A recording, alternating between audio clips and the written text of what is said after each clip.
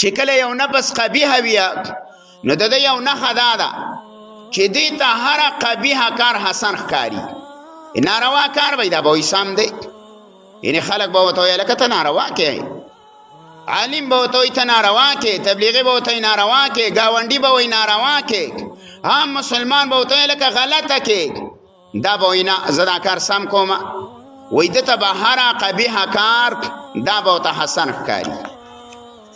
او بله نښې دا ده د نفس اماره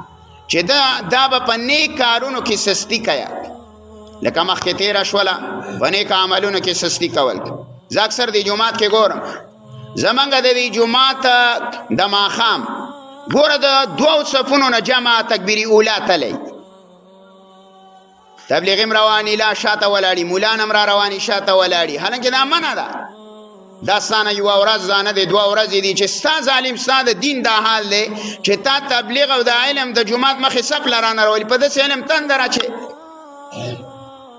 زمونږ استازو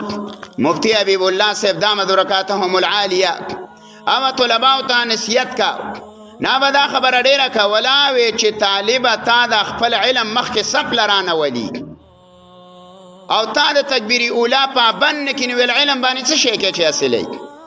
ځکه سال له خو ته نه په حرامو بیا صبر کې نه د ګاونډي په حقونو باندې بیا بریک رانیسي نه به په دروغو باندې بریک رانیسي نه به چغلخورۍ نه منع کېږي نه به د غیبت نه منع کېږي ځکه ته هم سپ له نشي راوستی ستا ایمان دومره ضعف ته روان دی نو ګوره یو سړیه دا زمونږ دین دومره کمزوری شوی دا ایمان زما او ستا دومره کمزوری شو اذان واشي موږ بیا هم په باره باندې بار ناست یا به بار د دوکانونو مخې ته ولاړ زه د ماښام ولې دا 2-3 منټه لیټ راځم زه دې له لیټ راځم زه چې د چا نه دا تکبیر لا نه شي زه هم د هغه ځای نه را روان دی خوارمکه ځکه د تکبیر اوله چې کم اجر دی او کم ثواب دی نو حدیث کې راځي د دنیا او د ماپیها نه د دې اجر د یو تکبیر اوله دا افضل دی یعنی چې دا دنیا او دا څه چې دی دا ټول راټول کې دا ټوله د یو تکبیر اوله د دې اجر ته نشي رسېدلی د دې د وجې نه یو عالم نه یو ځل تکبیري اوله تلی هغه د تکبیري اوله پابند په یو قول مطابق یا 30 کال هغه مونځ قضایي کاو 30 کاله او بیا ورته اعلان وشو غږ ورته وشو ناڅاپه ویل 30 کاله د دا تکبیري اوله قضایي وکړو